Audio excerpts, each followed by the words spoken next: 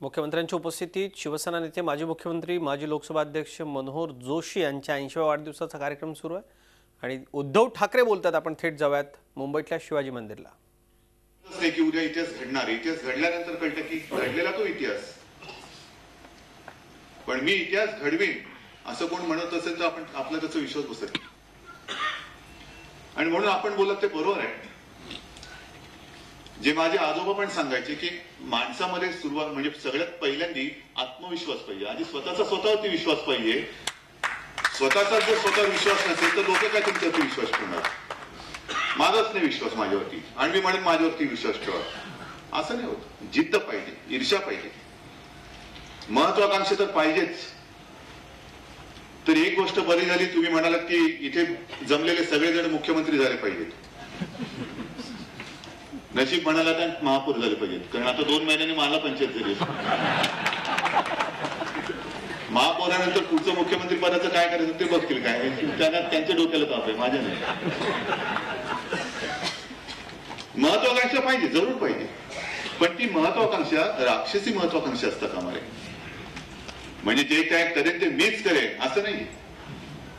आज सुद्धा तुम्ही पुस्तक लिहिले आहे, खरं म्हणजे काही न लिहिता तुम्ही आनंदामध्ये राहू शकला असता, पण तसं नाही. माझ्यासारखी अनेक मुलं ज्या परिस्थितीमध्ये मला संकटाचा सामना करावा लागला, परिस्थितीचा सामना करावा लागला, अशी अनेक मुलं आज सुद्धा केवळ खेड्यापाड्यात नाही तर शहरामध्ये सुद्धा आहेत. तर त्यांनी जगावं कसं हे पुस्तक बघितल्यानंतर संपूर्ण आले की आणि मग जगावं कसं हे तुम्ही सांगू शकता, पण ते जगत असताना खरंच प्रश्न पडतो, जगावं कसं, कसं जगायचं हाच मोठा प्रश्न पडतो.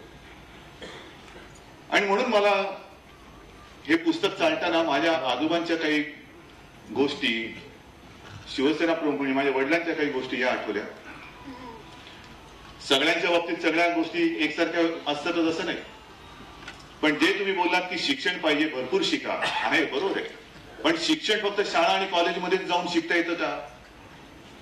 कारण माझ्या वडिलांकडे जर का बघितलं आणि आजोबांकडे जर का बघितलं तर दोघांनाही शाळेची फी भरायला पैसे नव्हते, म्हणून साधारणतः 6वी 7वी मध्ये शाळा सोडवली लागली होती.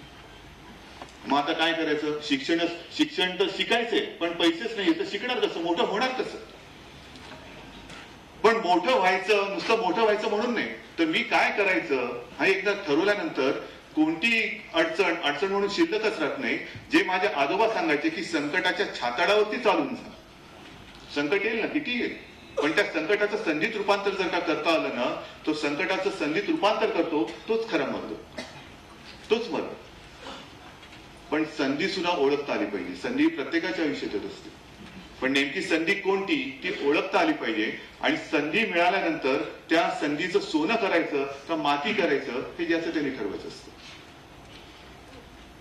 आणि मग आजोबांचं जे मी सांगत होतो की शाळा सुटली पण त्यांचं वाचन नाही सुटलं. आयुष्यात ते मला सांगायचे की एकच व्यसन त्यांना होतं, ते म्हणजे वाचनाचं.